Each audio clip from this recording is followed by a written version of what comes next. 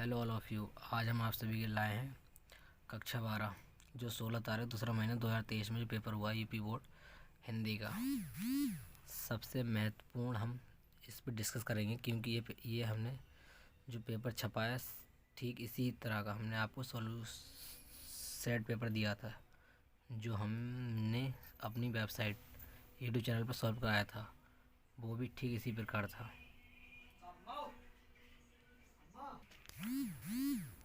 सबसे पहले हम इसके दिशा निर्देश पढ़ते हैं। समय 3 घंटा 15 मिनट दिया था आपको। पूर्णांक 100 का था। सामान्य हिंदी 2023। फर्स्ट हमारा निर्देशांक जो है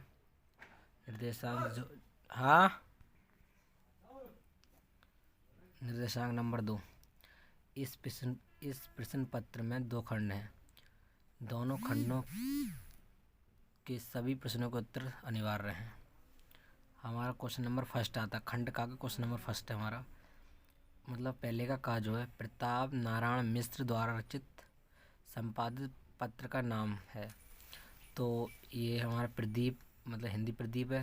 ये देखो हिंदी प्रदीप बाल, और ये है प्रमाण सरस्वती मर्यादा। हिंदी प्रदीप भी नहीं है, सरस्वती भी नहीं है, मर्यादा भी नहीं है। मर्यादा जयेंद्र कुमार की है, सरस्वती महावीर प्रसाद द्विवेदी जी की है, और हमारी जो है ये प्रताप नारायण मिश्र की है, बालकृष्ण भट्ट जी की है। तो हमारा राइट आंसर होगा ये ब्रह्मांड।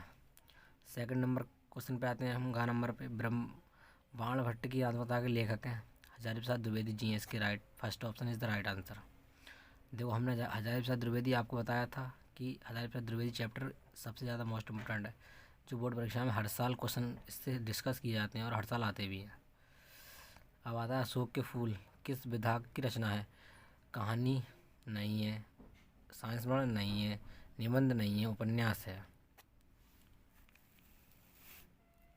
क्वेश्चन नंबर घ आता है हमारा। घ भारत दूरदशा नाटक के रचनाकार हैं। जो हमारा भारत दूरदशा नाटक है उसके रचनाकार कौन है। भदेंद्र हरिश्चंद्र नहीं है, श्याम सुंदर दास नहीं है, प्रताप नारायण मिश्र नहीं है, बालकृष्ण भट्ट जी हैं। निम्न में से किस गद्य विधा में काल्पनिक प्रसंगों का स्थान नहीं है। तो उपन्यास है, हिंदी कहानी है, नाटक है, आत्मकथा नहीं है। अब हम चलते हैं अगले पेज पर। अगला हमारा क्वेश्चन नंबर 2 स्टार्ट होता है। क्यों गद्य और पद्य से 5 नंबर के दो क्वेश्चन आते हैं, मतलब गद्य से आते हैं 5 नंबर के, पद्य से आते हैं 5 नंबर के। हमारा पद्य स्टार्ट होता है। पद्य में हमारा पहला क्वेश्चन है हिंदी साहित्य के आधुनिक काल की रचना है। पद्मावत, सूरसागर, चांद का मुंह टेढ़ा, रामचंद्रिका। तो पद्मावत हमारी हिंदी साहित्य की आधुनिक काल की रचना है। पहला इज द राइट आंसर। कितना इजी क्वेश्चन आया है देखो। हरियोध वाला चैप्टर से, प्रबंध उदिका वाला चैप्टर जो हमने बोला था मोस्ट इम्पोर्टेंट है।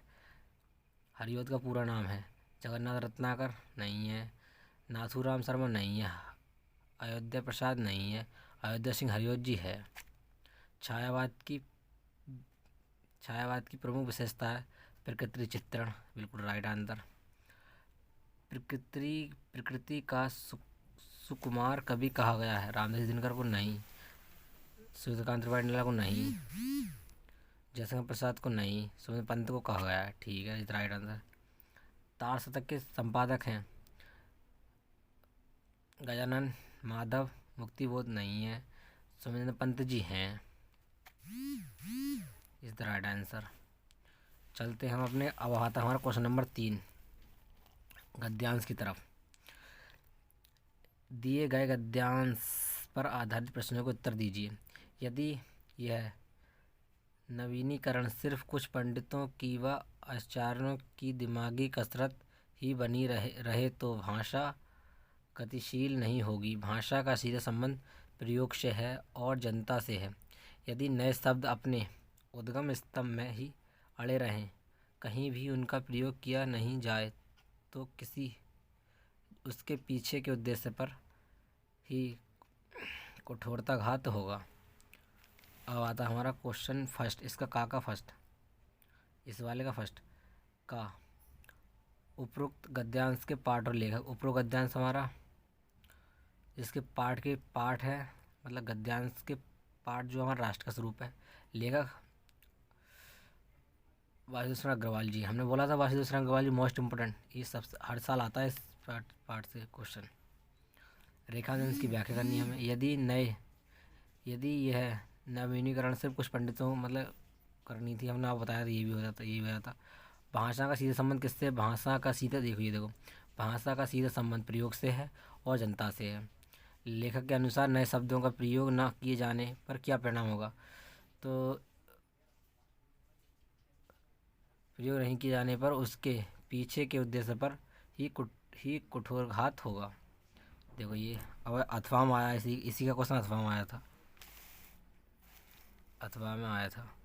हम चलते हैं इस तरफ, देखो ये अथवा वाला, ये देखो दोनों एक से रख दिए। मातृभूमि पर मतलब मातृभूमि पर निवास करने वाला मनुष्य राष्ट्र का दूसरा अंग है।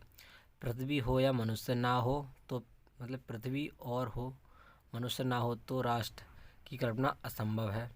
पृथ्वी और जन दोनों के सम्मिलन से ही राष्ट्र का स्वरूप संपादित होता है।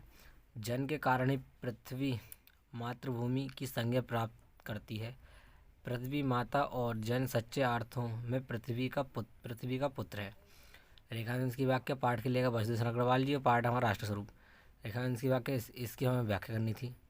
पृथ्वी और जन मिलकर किसकी रचना करते हैं? पृथ्वी और जन मिलकर राष्ट्र की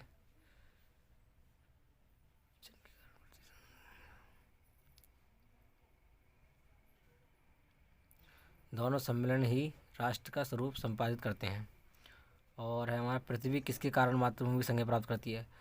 तो यह जन के कारण ही पृथ्वी मातृभूमि की संज्ञा प्राप्त करती है।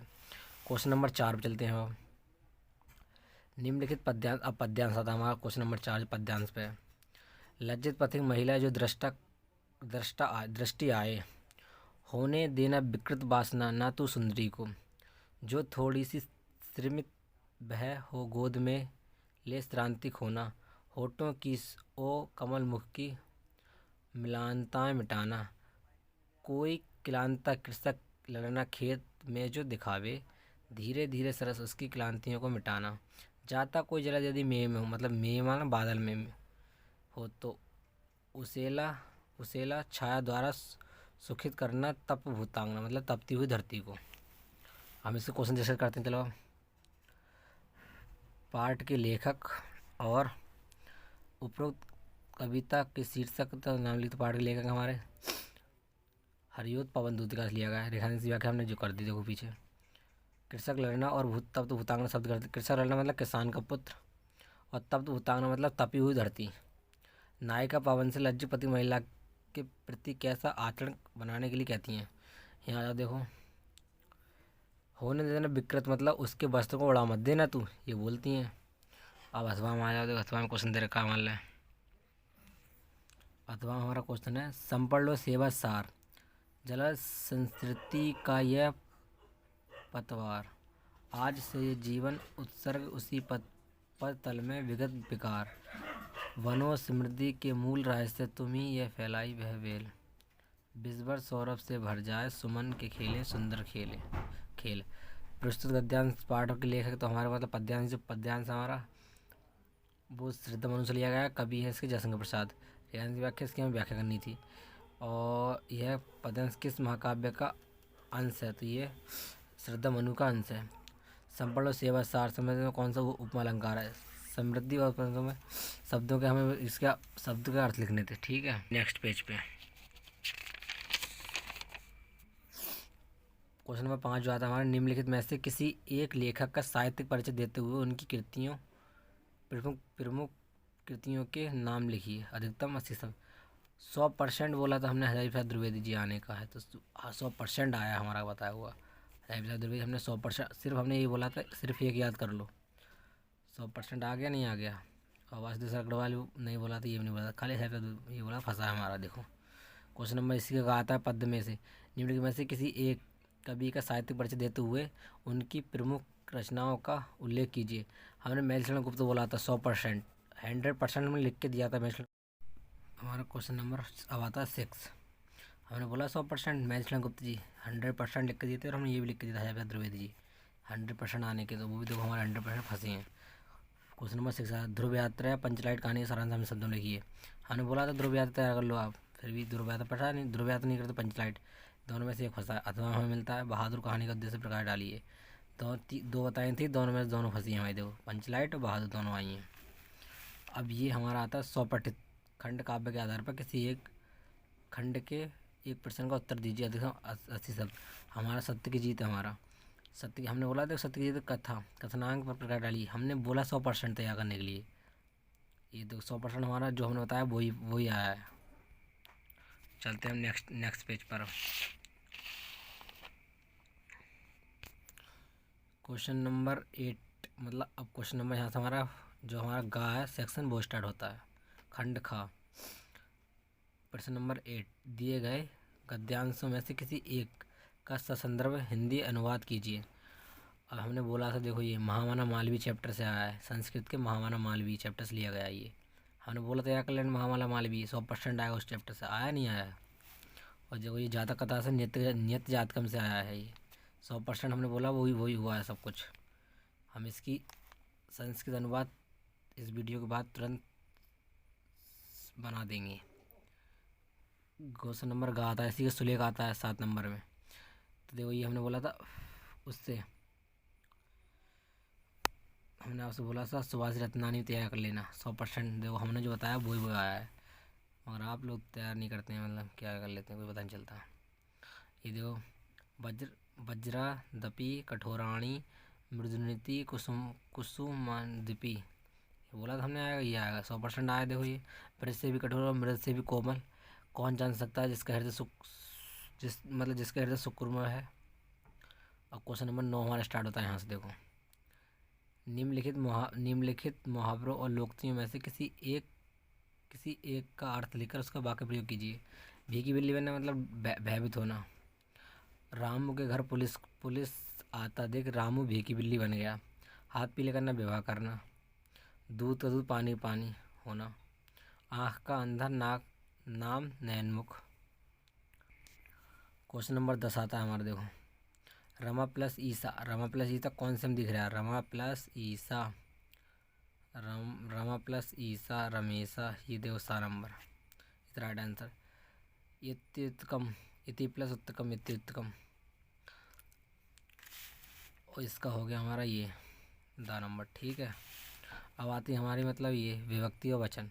तो आत्मनी में है सप्तमी विभक्ति एक वचन, और नामनी में सप्तमी विभक्ति एक वचन, दोनों एक से ऑप्शन होगा राइट।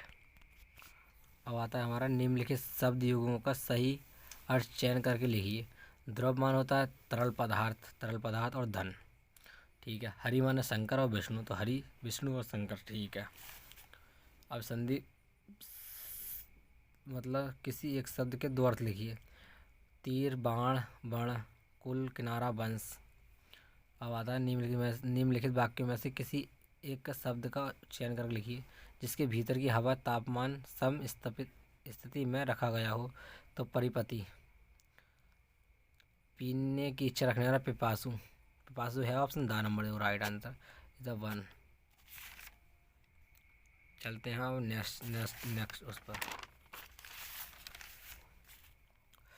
देखो 2 करप्शन करने के लिए आए थे। आपकी पुत्री पद्मावती बहुत बुद्धिमान है, कृपया करके मेरे घर आइए।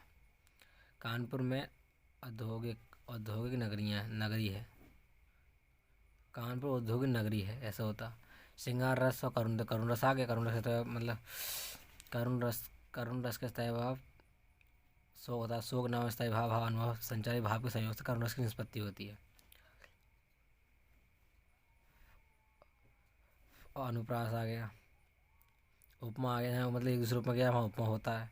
और दोहा आ गया, देखो दोहा एक अर्धसमय छंद है जिसमें 4 चरण होते हैं, पहले तीसरे चरण 73 मात्रा और दूसरे चरण में 11 12, मतलब पहले 11 मात्रा 73 मात्रा होती हैं, जिनमें एक वो और शॉर्ट सम्मिलित छंद है। अभी हमने बोला था तो कोविड-19 वाला 100% आ गया, आया नहीं आया। देखो किसी दैनिक समाचार पत्र के संपादक के नाम पत्र लिखिए जिसमें अपने गाँव में फैल रही कोविड-19 संक्रमण बीमारी के प्रति कुछ चिकित्सा अधिकारी का ध्यान आकर्षित किया गया हो। अथवा हम ये मिला दे हो। अपने विद्यालय में कंप्यूटर खराब होने की समस्या के निवारण हेतु प्रधानाचार्य को एक पत्र लिखिए। दोनों फंसे हैं, देखो दोनों जो ना करार ढूंढे वो फंसे हैं। और या निम्नलिखित विषय में से किसी एक पर अपनी भाषा शैली निबंध लिखिए। तो या राष्ट्रमंडल खेल 2020 में भारत की उपलब्धि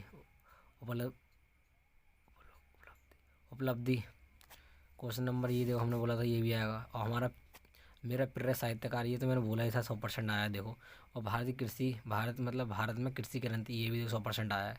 मतलब जो हमने बोला है, जिस बच्चे ने हमारा ये कोर्स अटेम्प्ट किया होगा उसने 99+ स्कोर किया है। इस वीडियो को ज़्यादा शेयर करें, क्योंकि जो बच्चा पेपर सॉल्व करके आया उसे अपने पेपर के ऊपर दिखना चाहिए कि हमने कितना अच्छा किया है, कितना ख़राब किया है और कितना इस चैनल से अच्छा पढ़ाया जाता है। धन्यवाद वॉचिंग दिस वीडियो।